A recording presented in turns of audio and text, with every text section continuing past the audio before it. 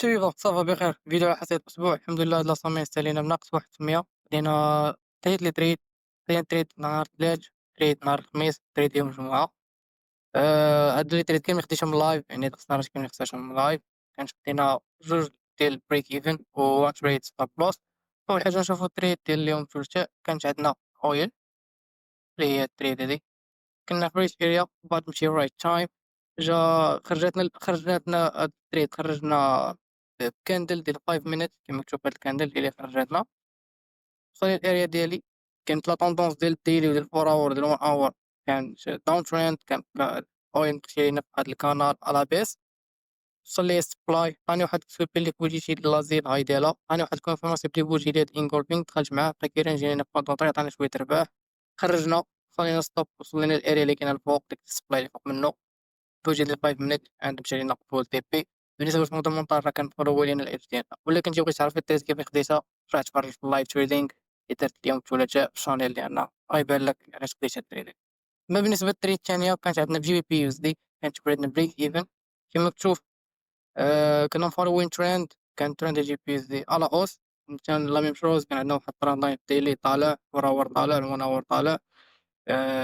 سويب اللي كلشي اللي ديال لازي. خلينا هاد السيبور بلاصة عندنا تشين فريم كبير، اريا ديال تشين فريم كبير مع الاريا ديال تشين فريم صغير. هاد اوردر بلوك مع واحد السيبور ديال الديلي اللي عندنا 34 350. غادي كونفيرماسيون بلي كان هي ديك التويزر او انغولفينغ تما كيما بغيتي تسميها. دخلت معاه ان تي بي ان درت بريك ايفن. رجع لي بوندون طري وانا خرج من بريك ايفن. خسرت زيرو، ما رابح ما خاسر. يقول لي علاش خويا ما خرجتيش من one to one. بسبب money management. كل واحد كيفاش كيماناجي التريد ديالو. أنا بالنسبة للميثود اللي كنماناجي بها التريد هو ديما كنبقى تابع المارشي وداك الشي اللي مريسكي. قاس لي TP1 كندير break even، قاس لي TP2 كنمشي لTP1، قاس لي TP3 كندير من TP1 كندير stop loss ديال TP2. يعني كنبقى ديما تابع المارشي بداك الشي اللي مريسكي.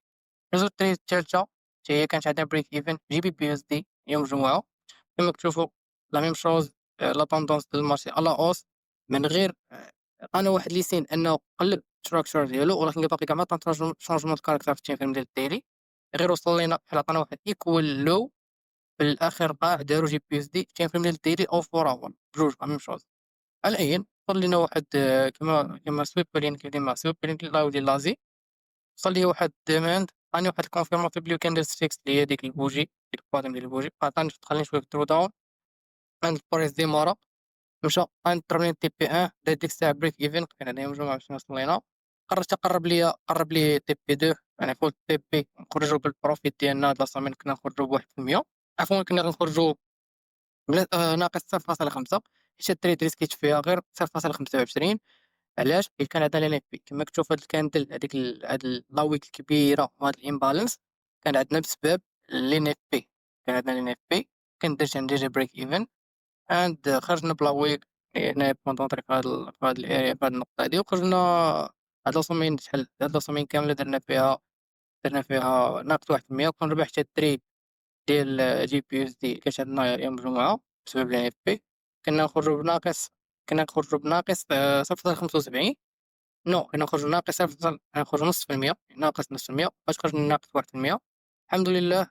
التوتال ديال لي تريد 3 لوس 1 بريك ايفن 2 توتال ديال بروفيت 0 توتال ديال لوس ناقص 1% ناقص 1%.